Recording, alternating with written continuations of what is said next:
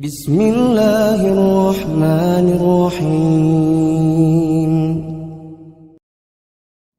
Menabak dakwah tauhid dan sunnah. Bismillahirrahmanirrahim. Assalamualaikum warahmatullahi wabarakatuh. Waalaikumsalam. Innal hamdalillah nahmaduhu wa nasta'inuhu wa nastaghfiruh wa na'udzu billahi min shururi anfusina wa min sayyiati a'malina. Man yahdihillahu fala mudilla lahu wa man yudlilhu fala hadiya lahu. أشهد أن لا إله إلا الله وحده لا شريك له وأشهد أن محمدا عبده ورسوله لا نبي بعده. اللهم صل وسلم على نبينا محمد صلى الله عليه وسلم وعلى آله وأصحابه أجمعين. يقول الله تبارك وتعالى: يا أيها الذين آمنوا اتقوا الله حق تقاته ولا تموتن إلا وأنتم مسلمون. يا أيها الناس اتقوا ربكم الذي خلقكم من نفس واحدة وخلق منها زوجها وبث منهما رجالا كثيرا ونساء واتقوا الله الذي تساءلون به والأرحام إن الله كان عليكم رقيبا.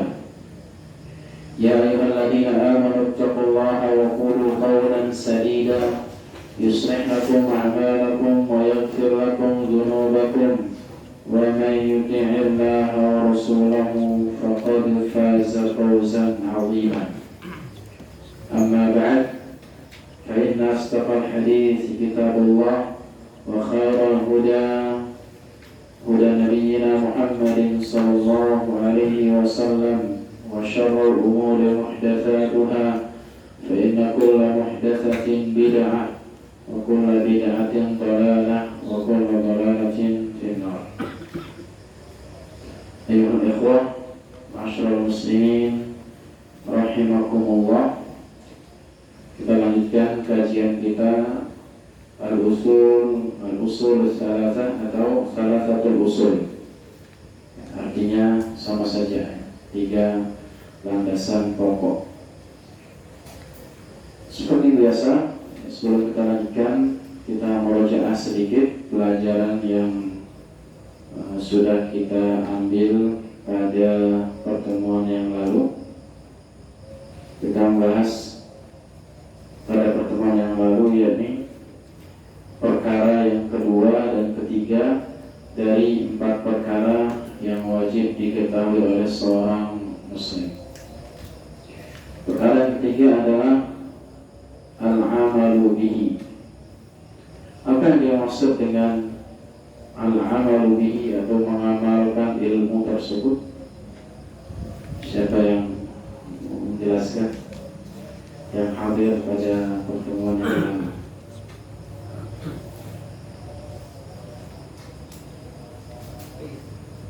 Apa yang dimaksud al-amalu bihi?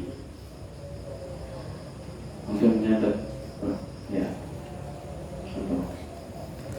Beramal dengan apa yang dituntut dalam pengajian tersebut, bagaimana caranya dan beriman kepada Allah.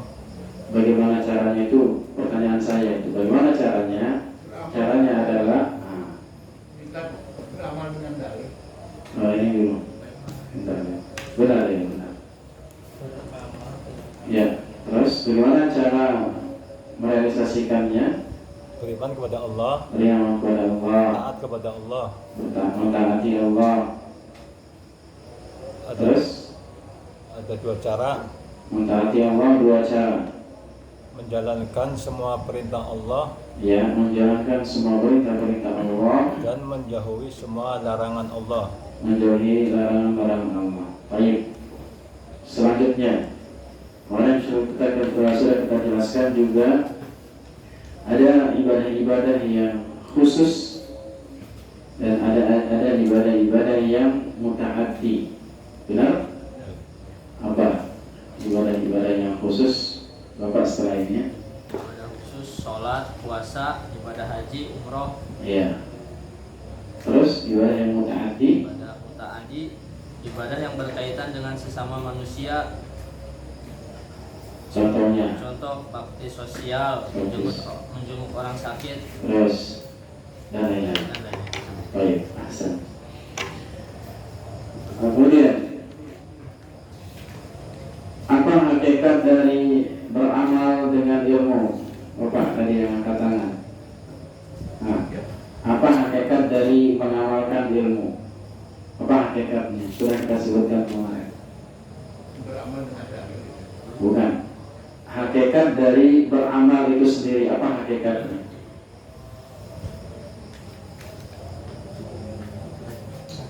Ada yang bantu?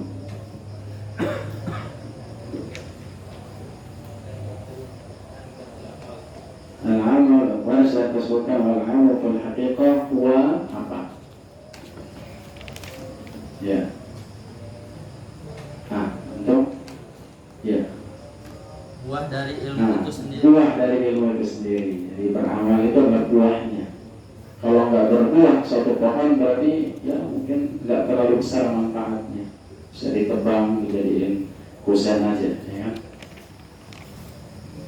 Sampai pernah paham apa namanya? Ingat ya. Nah, selanjutnya kemarin sudah kita sebutkan ada 3 hal yang harus diketahui oleh seorang dai. Oh, bisa menyebutkan? Silakan. 1. Mempunyai ilmunya. Terus mempunyai metode untuk beramal. dakwah. Mempunyai metode untuk berdakwah atau mengetahui metode dalam berdakwah. Yang ketiga, Mengetahui orang yang akan didakwahinya. ya, mengetahui keadaan orang yang didakwah. Ya, sebagaimana Nabi SAW menjelaskan terlebih dahulu kepada para dai-nya sebelum terjun ke medan dakwah. Kemudian yang terakhir pertanyaannya, apa buah atau ganjaran bagi seorang yang bisa menunjukkan orang lain ke dalam hidayah? Sebagaimana hadits Nabi SAW. Apa juga syaratan? Mendapat pahala dengan orang semisalnya. Itu satu. Akan tapi apa yang disebutkan secara spesifik oleh Nabi SAW? Dapatkan unta merah itu. Mendapatkan hal yang lebih baik, bukan unta merah ya, lebih baik daripada unta merah. Masya Allah. Barakallah. Baik. Kita lanjutkan para jemaah yang dimuliakan oleh Allah Subhanahu wa Ta'ala. Perkara yang keempat dari perkara-perkara yang wajib diketahui oleh seorang muslim. Qala al-mu'allif rahimahullahu ta'ala, ar-rabi'atu as-sabru 'ala al-adha fihi. Perkara yang keempat adalah sabar atas gangguan yang ada di dalam dakwah tersebut. Bersabar di dalam berdakwah. Kemudian Syekh Muhammad bin Shalih Al-Utsaimin mengatakan, as-sabru habasun nafsi ala ta'atillah. Kesabaran itu adalah memenjarakan nafsu, memenjarakan jiwa di atas ketaatan kepada Allah Subhanahu wa Ta'ala. Ini yang pertama. Kemudian wa habasuha an ma'siyatillah. Kemudian memenjarakan, artinya apa? Menjaga jiwa kita, menjaga diri kita dari maksiat kepada Allah. Jadi menjaga jiwa dari mentaati Allah agar dia senantiasa mentaati Allah, dan juga menjaganya agar tidak terjerumus ke dalam kemaksiatan kepada Allah Subhanahu wa Ta'ala. Kemudian wa habasuha an tasakhut min aqdarillah, dan juga menjaga jiwa dari membenci, ya, dari membenci apa? Takdir-takdir Allah Subhanahu wa Ta'ala. Fayahbisun nafsu an tasakhut wa tabajjur wal malal. Kemudian juga menjaga, memenjarakan jiwa atau menjaga jiwa kita dari tasakhut. Tasakhut itu adalah kebencian. Tabujur itu adalah keluh kesah. Kemudian wal malal, kebosanan. Dari apa? Dari berdakwah. Jadi kita jaga diri kita agar senantiasa apa? Tidak membenci, tidak berkeluh kesah, tidak bosan terhadap takdir-takdir Allah Subhanahu wa taala, dan juga di dalam berdakwah kepada Allah Subhanahu wa taala. Wa yakunu da'iman nasyitan fi da'wati ila dinillahi wa in udhiya. Dan senantiasa semangat, ya, senantiasa diri kita itu harus semangat di dakwah, di dalam berdakwah pada Allah Subhanahu wa taala, wa in udhi, meskipun diganggu, meskipun mendapatkan ujian dan cobaan di dalam berdakwah.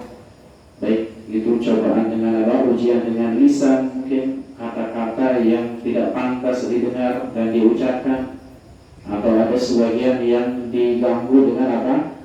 Perbuatan juga, ya, dipukul mungkin, atau dilempar, atau dihalangi dakwahnya, ya, di demo ketika berdakwah juga banyak ujian-ujian di dalam dakwah tersebut. Lianna aziyat ad-da'in ila khair min tabi'atil bashar, karena mengganggu para da'i itu adalah orang-orang yang berdakwah, para da'i kepada kebaikan merupakan tabiat, merupakan watak manusia. Ya, secara umum seseorang itu nggak suka di dalam apa? Di dalam untuk diajak ke dalam kebaikan. Illa man hadallah, kecuali yang diberikan hidayah oleh Allah. Orang yang diberikan oleh hidayah oleh Allah Subhanahu wa taala senang dia. Bahkan termasuk kebaikan seseorang adalah ketika apa? Ketika dia dimudahkan jalan menuju ilmu, atau dimudahkan dia di dalam menuntut ilmu. Ini adalah merupakan kebaikan dari Allah Subhanahu wa taala. Adapun mengganggu para dai, mengganggu para juru dakwah dari zaman dahulu, dari zaman awal dakwah sampai mungkin hari kiamat kelak, pasti akan ada pertentangan di dalam dakwah. Baik itu dakwahnya skala kecil, ya, di mendakwahi keluarga sendiri, ini sangat susah para jamaah, ya. Lebih lebih mudah mengajak orang daripada mengajak keluarga sendiri, apalagi mengajak saudara kita yang lebih mungkin tua dari kita dan dia berilmu, ya kan? Susah lagi ujian-ujiannya. Atau orang tua kita, bahkan ada sebagian yang diusir bahkan oleh orang tuanya. Sebagaimana Allah Subhanahu wa taala mengatakan kepada Nabi-Nya sallallahu alaihi wasallam di dalam surah Al-An'am ayat 34. Allah Subhanahu wa taala mengatakan, "Wa laqad kudzibat rusulun min qablika fasabaru 'ala ma kudzibu wa udhu hatta atahum nasruna." Dan sungguh Rasul-Rasul sebelum engkau wahai Muhammad kudzibat, telah didustakan, ya, telah diingkari, enggak dipercaya oleh kaumnya. Fasabaru, akan tapi mereka bersabar, ala ma kudzibu, bersabar atas apa-apa yang didustakan oleh kaumnya. Wa udhu, kemudian mereka juga diuji atau dicelakai. Jadi mungkin dengan kata-kata ataupun dengan perbuatan. Bahkan di antara kebiasaan orang-orang Yahudi adalah membunuh para nabi. Bukan hanya sekedar dicaci maki, bukan, akan tapi dibunuh itu para nabi. Hatta atahum nasruna, sampai datang pertolongan kami. Dan tahulah bahwasanya pertolongan Allah itu pasti datang dan sangat dekat. Sebagaimana Allah Subhanahu wa taala katakan, pertolongan Allah itu sangat dekat. Wa kullama quliyatil adiyah qawlan nasru. Semakin berat, semakin keras tantangan, semakin berat ujian yang datang di dalam berdakwah itu, semakin dekat pertolongan. Ya. Oleh karena orang-orang yang memberikan ujian dengan mungkin dicaci maki ataupun ada yang diusir dari kampungnya, pertolongan Allah itu akan datang kepadanya. Kemudian yang paling penting disebutkan oleh di sini adalah walaysa nasru mukhtassan bi an yansur insan fi hayatihi. Dan yang terpenting, pertolongan itu enggak serta-merta datang ketika orang itu masih hidup. Yang namanya pertolongan dari Allah Subhanahu wa taala tidak sebatas atau tidak hanya datang ketika orang dai itu masih hidup. Akan tetapi pertolongan itu pasti datang. Wa yara athara da'watihi, dan tidak juga pertolongan itu semata-mata bisa melihat langsung bekas dakwahnya. Ya, tidak tidak untuk kemungkinan nanti datangnya.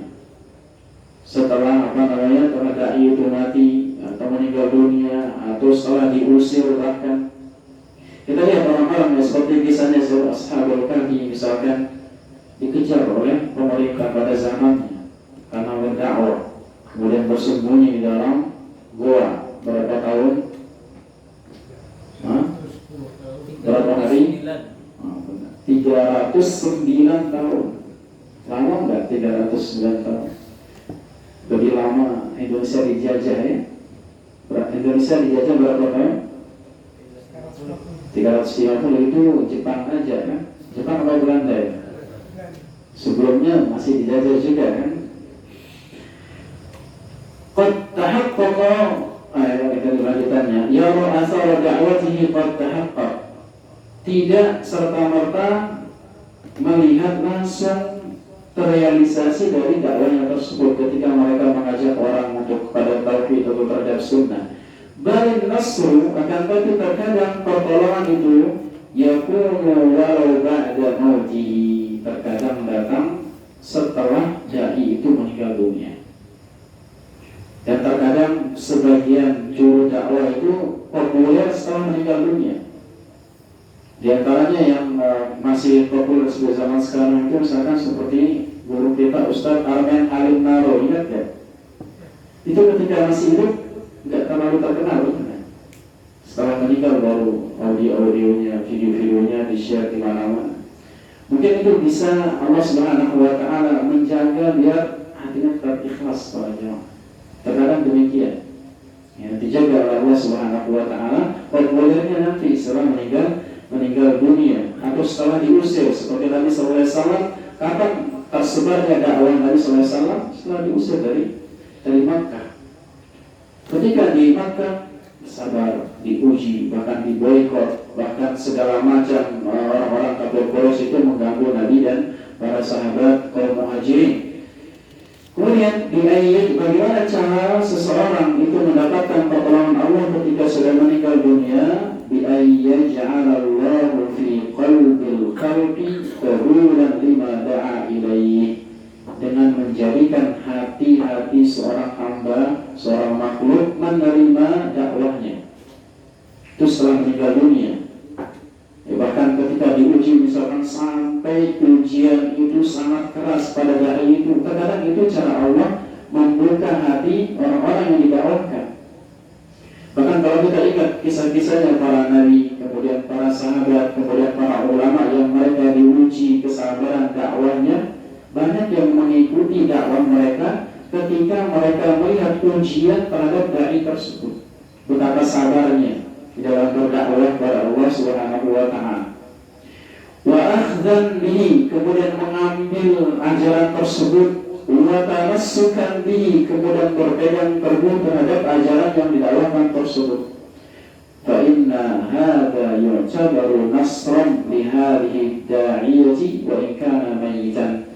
Ini bisa saja, ini bisa juga disebut sebagai pertolongan Allah Subhanahu wa taala terhadap dai tersebut meskipun dia sudah meninggal dunia. Fa'ala da'iyati, maka wajib bagi seorang dai ayyakuna sabiran ala da'watihi mustamirran fiha. Maka wajib bagi seorang dai, ini catatan pentingnya bagi kita semuanya, karena pernah kita sampaikan pertemuan sebelumnya, kita semuanya adalah dai. Ingat ya, kita semua adalah dai, pasti akan diganggu, pasti akan diuji. Maka wajib bagi kita semuanya seorang dai untuk bersabar di dalam berdakwah. Kemudian apa? Kemudian terus menerus istiqamah di dalam dakwah tersebut. Jangan sampai diuji sedikit berhenti. Diusir dari masjidnya berdakwah, berhenti berdakwah. Ini bukan ciri-ciri dai sejati. Tapi dai sejati adalah harus bersabar. Dan dai yang yang paling mulia juga adalah dia yang paling banyak sabarnya. Bukan yang cepat-cepat menyampaikan kontra hal-hal yang berbau provokatif, misalkan diuji sedikit, provokasi pada jamaahnya, mengerahkan jamaahnya untuk berdemo. Bukan dai seperti itu, bukan yang ikhlas pada Allah Subhanahu wa Ta'ala. Dari zaman dahulu dai ila Allah itu diuji dengan ujian yang sangat besar. Sebagian mereka ada yang dipenjara, sebagian ada yang dibunuh oleh penentang-penentang dakwah. Kemudian sabiran ala ma yad'u ilaihi min dinillahi azza wa jalla. Seorang dai harus sabar terhadap apa-apa yang dia dakwahkan pada Allah Subhanahu wa Ta'ala. Sabiran ala ma ya'taridu da'watahu. Sabar juga terhadap penentang-penentang dakwahnya. Karena setiap dai itu ada penentangnya. Setiap kebaikan pasti ada keburukan.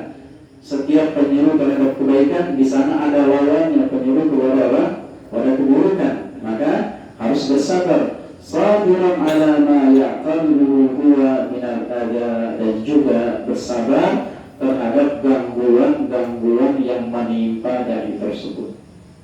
Harus bersabar. Wahai Rasul, lihatlah, kata Syekh, perhatikanlah para Rasul alaihi wassalatu wassalam, uzu bil qawli wa bil fi'li. Mereka diuji dengan ucapan dan juga dengan perbuatan. Nabi kita SAW diuji apa? Ditaruhkan kotoran onta ketika sujud di hadapan Ka'bah. Pergi ke Taif, dilempari batu sampai kakinya berdarah. Siapa Nabi SAW? Nabi yang paling bagus cara berdakwahnya, paling hikmah cara berdakwahnya. Akan tapi ini uji sedemikian rupa. Dibawakan hidayah oleh Nabi ke Taif, dilempar.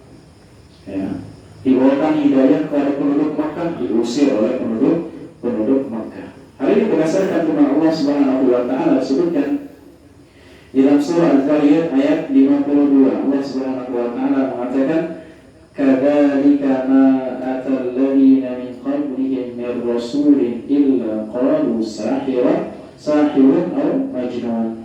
Dan demikianlah telah datang dari orang-orang sebelum kalian dari para rasul, kecuali mereka dikatai atau dicaci maki dengan sebutan sahir.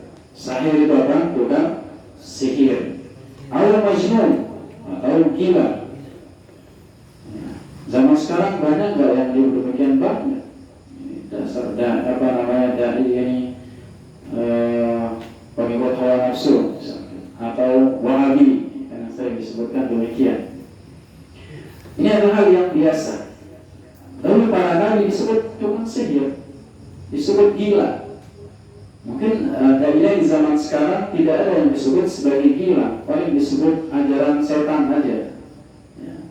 Ajaran setan dan lain sebagainya. Kan tadi mereka bersabar para nabi kita sallallahu alaihi wasallam. Dan juga Allah azza wa jalla, Allah Subhanahu wa Ta'ala berfirman dalam surah Al-Furqan ayat 31. Allah Subhanahu wa Ta'ala menegaskan bahwasanya benar-benar di setiap dakwah itu pasti ada musuhnya. Di setiap kebaikan pasti ada gangguannya. Allah katakan apa? Wa kadzalika ja'alna likulli nabiyyin aduwwan minal mujrimin. Dan demikianlah kami jadikan di setiap nabi, di setiap dai, di setiap rasul, di setiap utusan itu ada musuh dari orang-orang yang durjana. Mujrimin itu bisa diartikan orang-orang yang durjana atau para pendosa, dari orang-orang yang menentang dakwah. Pasti dari zaman ke zaman, dari zaman Rasul yang pertama sampai pengikut para nabi dan rasul, para ulama, pasti ada penentangnya. Ya pasti ada provokatornya, kalau boleh kita katakan, yang memprovokasi masyarakat untuk menentang dakwah tersebut. Walakin akan tetapi ala da'iyati ayyuqabila dzalika bis-sabr. Akan tetapi para dai harus menghadapi semua itu, semua gangguan, semua cacian, semua penentang-penentangnya dengan bersabar. Ya, bersabar. Dan betapa banyak dai-dai kita meskipun ditentang senantiasa bersabar. Tidak ada yang ustaz-ustaz kita ketika di demo misalkan atau di YouTube kajiannya, tidak ada yang menurut hawa, tidak ada. Ya. Tidak ada yang memprovokasi kita kembali untuk melawan saudara-saudara kita yang demo. Itu adalah saudara kita yang berorasi, berdemo di penentang kajian. Itu adalah saudara-saudara kita yang harus kita tunaikan haknya, harus bersabar. Wanzur ila qaulillahi azza wa jalla li rasulih, dan perhatikanlah apa firman Allah Subhanahu wa taala terhadap rasulnya dalam surah Al-Insan ayat 23. Allah Subhanahu wa taala mengatakan, inna nahnu nazzalna 'alaikal qur'ana tartilan. Tanzila, inna nahnu nazzalna 'alaikal qur'ana tanzila. Dan sungguh kami telah menurunkan kepada kalian Al-Quran berangsur-angsur. Di sini Allah Subhanahu wa taala menyebutkan menurunkan Al-Quran. Maka perhatikan apa kata Syekh, kana minal muntaziri an yuqal fashkur ni'mata rabbik. Seolah Allah Subhanahu wa taala yang tidak inginkan mengatakan dalam ayat ini, mengatakan maka bersyukurlah atas nikmat Rabbmu. Karena apa? Karena menurunkan Al-Quran. Akan tetapi apa kata Allah Subhanahu wa taala setelah ayat tersebut? Fasbir li hukmi rabbik. Bersabarlah terhadap hukum-hukum Rabb kalian.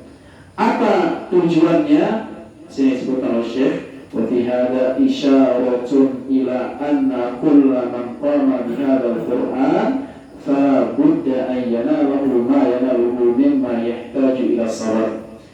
Ini adalah isyarat dari Allah Subhanahu wa taala bahwasanya orang-orang yang menegakkan Al-Qur'an, orang-orang yang mendakwahkan kebenaran, pasti dia akan mengalami apa-apa yang membutuhkan kesabaran.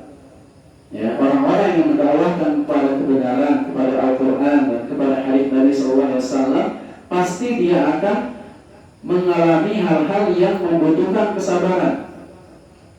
Ya, pasti akan diuji. Orang-orang yang menyuruh kepada kebaikan, kepada kebenaran, pasti akan ada ujiannya. Oleh karenanya harus atau patut dipertanyakan orang-orang yang berdakwah, akan tapi biasa-biasa saja tidak diuji.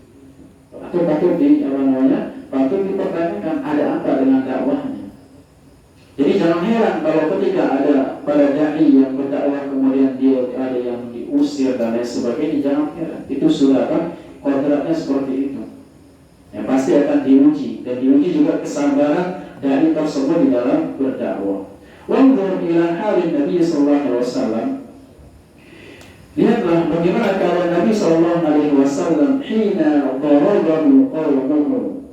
Kemudian ketika Nabi sallallahu alaihi wasallam dipukul oleh kaumnya, fa'adamuhu, kemudian dialirkan atau mengalir darahnya, wa huwa yamsahud dam, kemudian Nabi sallallahu alaihi wasallam mengusap darah yang ada wajhi dari wajahnya, kemudian beliau mengatakan Allahumma ighfir li qaumi fa innahum la ya'lamun.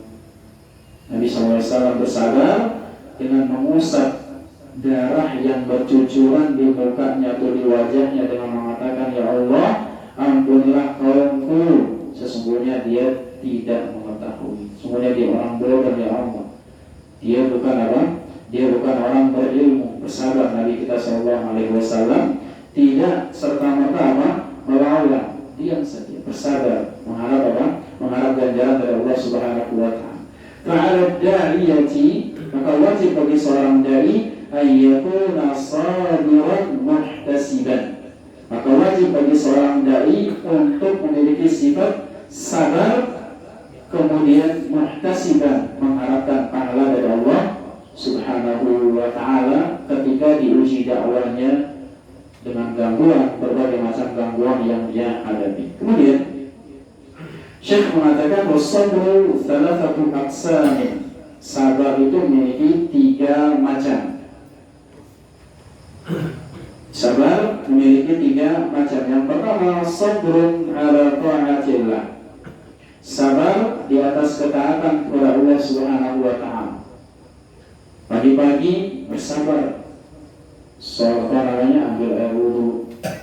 Kemudian kalau yang junub mandi pagi-pagi dingin-dinginnya, bersabar. Ya.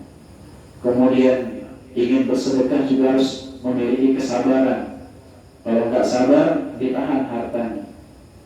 Pergi haji, pergi umrah juga harus bersabar, meninggalkan keluarga, meninggalkan usahanya, membutuhkan kesabaran.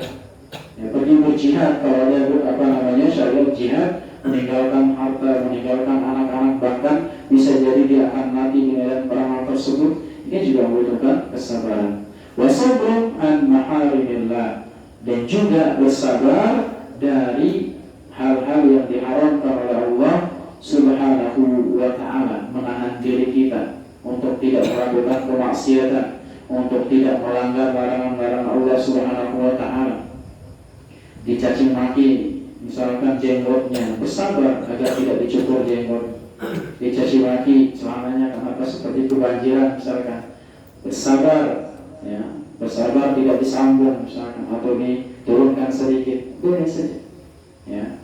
Karena biasa ya, orang-orang yang tidak suka dengan dakwah, tidak suka dengan kebenaran itu cuma bisa paling kalau di kota, alhamdulillah ya, kita hidup di kota ini tidak ada yang seperti di desa atau di kampung-kampung yang mereka ekstrim, ya.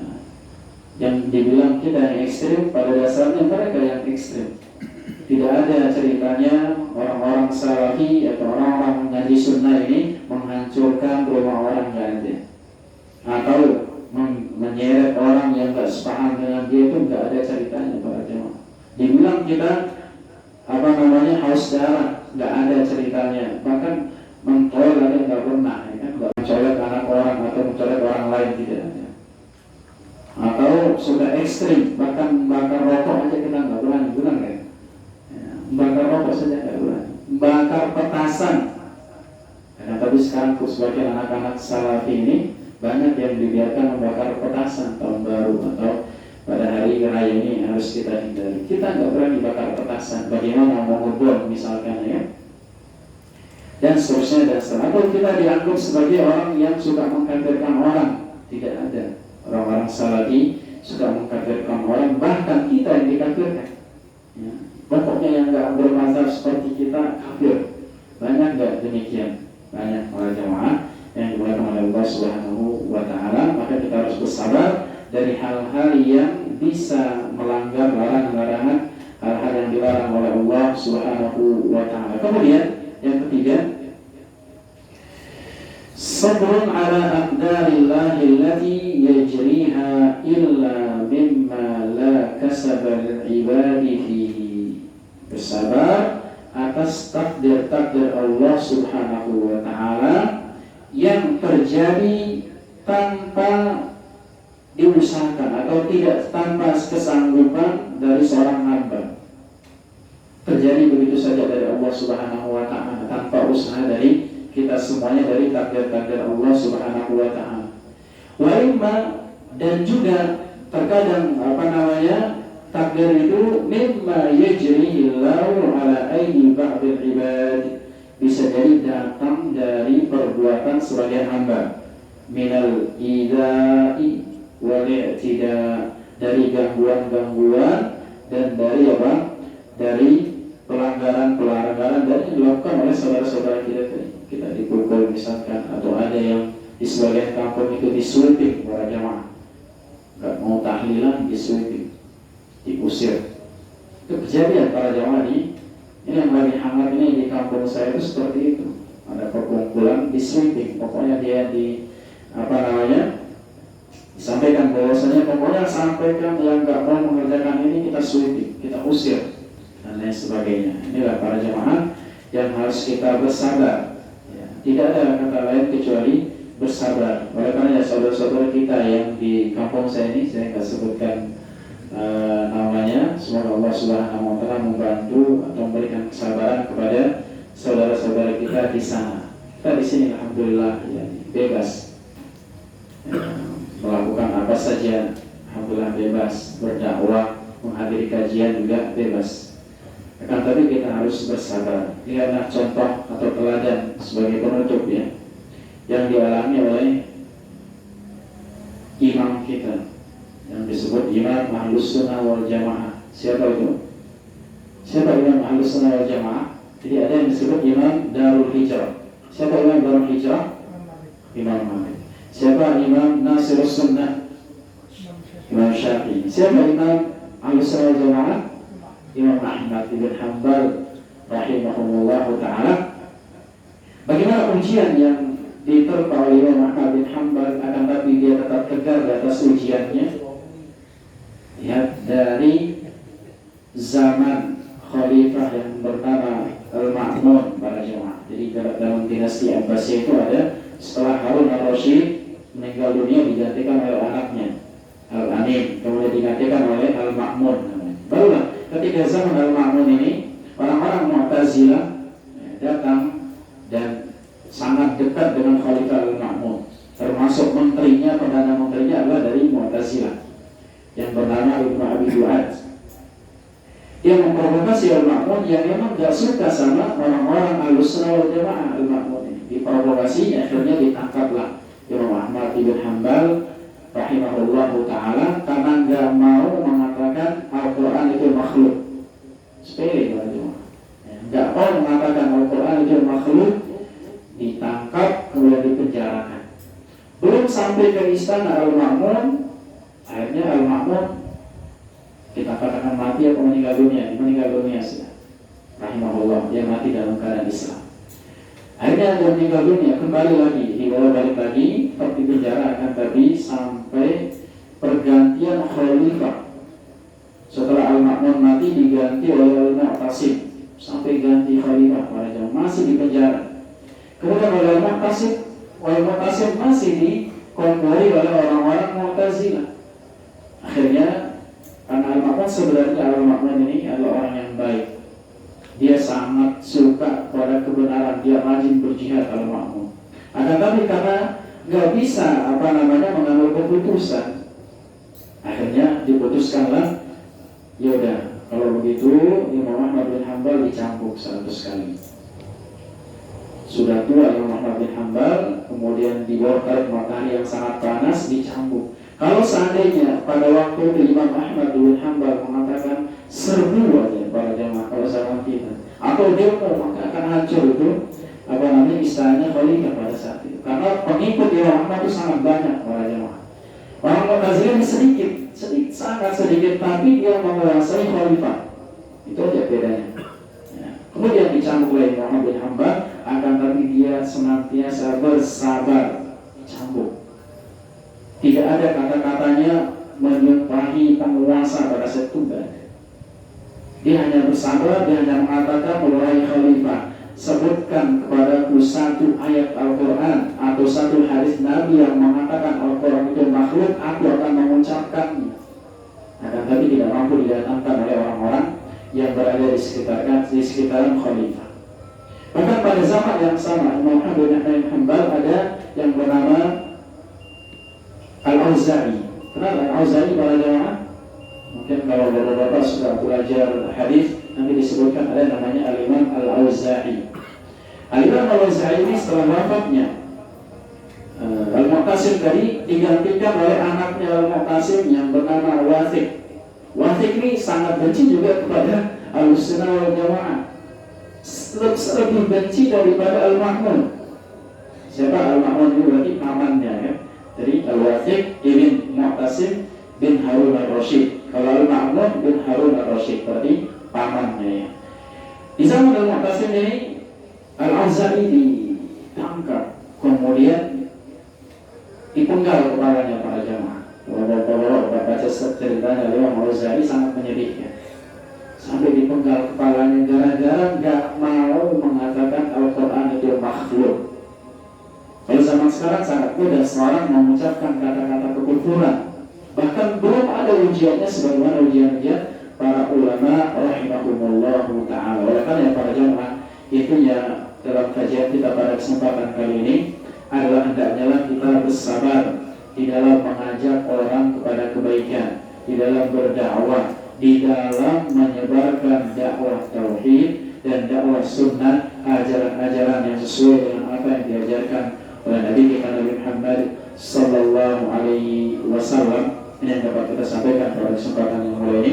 Semoga yang sedikit ini bermanfaat untuk kita semuanya. Semoga kita diberikan kesabaran di dalam ketaatan kepada Allah, dan di dalam menjauhi maksiat, dan di dalam menerima takdir-takdir Allah subhanahu wa ta'ala. Subhanakallahumma wa bihamdika asyhadu an la ilaha illa anta astaghfiruka wa atubu ilaik.